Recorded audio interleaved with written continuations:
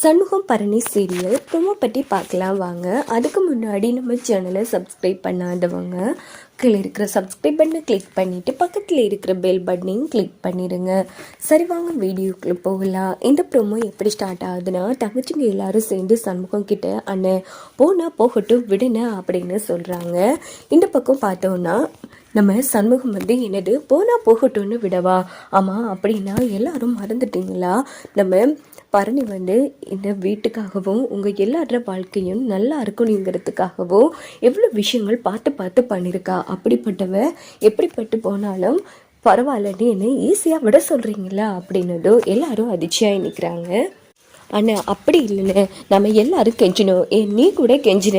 அவள் ஒரு வார்த்தை உனக்காக பேசினாலா பாரு, முடியாதுன்னு எகத்தாளமை தானே பேசுகிறா அப்படின்னதும் ஆமாம் அவள் அப்படித்தான் பேசுவா, ஏன்னா நம்ம குடும்பத்துக்காக பரணி நிறைய விஷயங்கள் பார்த்து பார்த்து பண்ணியிருக்கா. நீ உன்னோட காதலும் வெங்கடேஷனோட காதலும் கை கூட்டுறதுக்கு யாரு காரணம், பரணி தானே. அப்போ பரணி பண்ணது இனிச்சுக்கு இப்போ பரணி வேணான்னு தோணுதில்ல அப்படின்னதும் நம்ம பரணி ஒவ்வொருத்தவங்களுக்காகவும் செஞ்சு நல்ல விஷயங்களை சொல்லி காமிச்சிட்டு இருக்காங்க சண்முகம். அப்படி இல்லைன்னு இங்கே பாரு எல்லாரும் போதும் நிறுத்துங்க, நானும் என் பரணியை விட நீங்கள் தான் வசதி என்ன நினச்சிட்டு இருந்தேன். அப்போ கூட பரணி உங்கள் யாரையும் விட்டு கொடுக்க மாட்டான், ஆனால் நீங்கள் ஒரு இதில் வந்து பரணியை விட்டு கொடுத்துட்டீங்களா அப்படின்னு கோபிச்சுட்டு சண்முகம் அங்கேருந்து போனதும் எல்லாத்துக்கும் காரணம் நீ தான், உன் வாழ்க்கை நல்லா இருக்குங்கிறதுக்காகத்தான் பரணி இவ்வளவும் பார்த்து பார்த்து பண்ணா, கடைசியில் அது தப்பாக அமைஞ்சதோ இப்போ நீயே பரணியை தூக்கி எறிஞ்சிட்டே ரத்னா அப்படின்னுட்டு சண்முகத்தோட அண்ணனும் ரொம்ப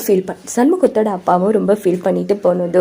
ஆமாம் எல்லாரும் என் வாழ்க்கையை பற்றி யோசிக்கல, கடைசியில் என்னிலேயே பழி போட்டுட்டு போங்க அப்படின்னு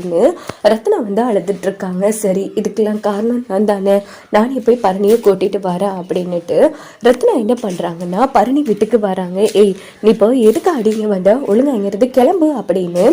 சவுந்தரபாண்டி சத்தம் போட்டுறாங்க. இங்கே பாருங்க, நான் ஒன்றும் உங்களை பார்க்க வரல, என் மதனி பரணியை தான் பார்க்க வந்தேன், ஒழுங்கா பரணியை கூப்பிடுங்க அப்படின்னதும் இங்கே பாரு உன்னால தான் என் பொண்ணு வீட்டை விட்டே வெளியில் வந்துட்டா, இப்போ எதுக்காக மறுபடியும் வந்திருக்க, என்ன என் பொண்ணை அசிங்கப்படுத்தலான்னு பார்க்குறியா அப்படின்னும் போது பாக்கியம் வராங்க. ரத்னா என்ன விஷயம் அடி வந்த உள்ளவா அப்படின்னும் போது ஆமாடி நம்ம பொண்ணை அசிங்கப்படுத்தி வீட்டை விட்டு வெளியில் அனுப்பினவ வந்திருக்கா, நீ அவளுக்கு ஆர்த்தி எடுக்கிறியா அப்படின்னும் போது நம்ம ரத்னா வந்து நான் அவங்க யார் கூடயும் பேச வரல, நான் பரணியை பார்க்கணும், பரணியை வர சொல்லுங்க அப்படின்னதும் உடனே அந்த இடத்துக்கு பரணி வராங்க.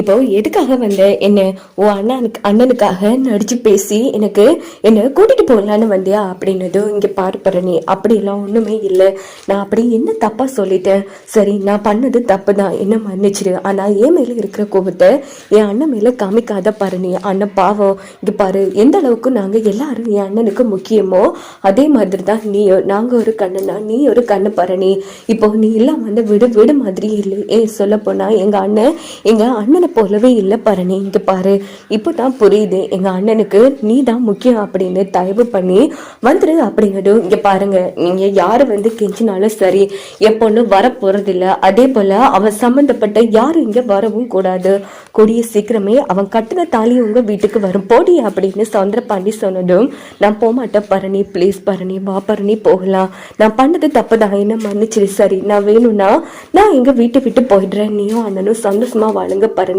என் வாழ்க்கை தான் இப்படி கேவலமா போச்சுன்னா என் அண்ணன் வாழ்க்கையின் நடுத்தரவுக்கு வரக்கூடாதுன்னு நினைக்கிறேன், தயவு பண்ணி வா பரணி அப்படின்னு கெஞ்சி போது ஆமா இங்க பாருங்க இப்படி கெஞ்சி கூத்தாட வேண்டிய அவசியம் கிடையாது,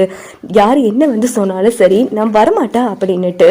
பரணி பாட்டுக்கு போய் கதவை சாத்தினதும் இந்த பக்கம் பாக்கியம் வந்து இங்க பாரு ரத்னா கடைசியில் நீயே பழி போட்ட, இப்போ நீ வந்து கெஞ்சுற,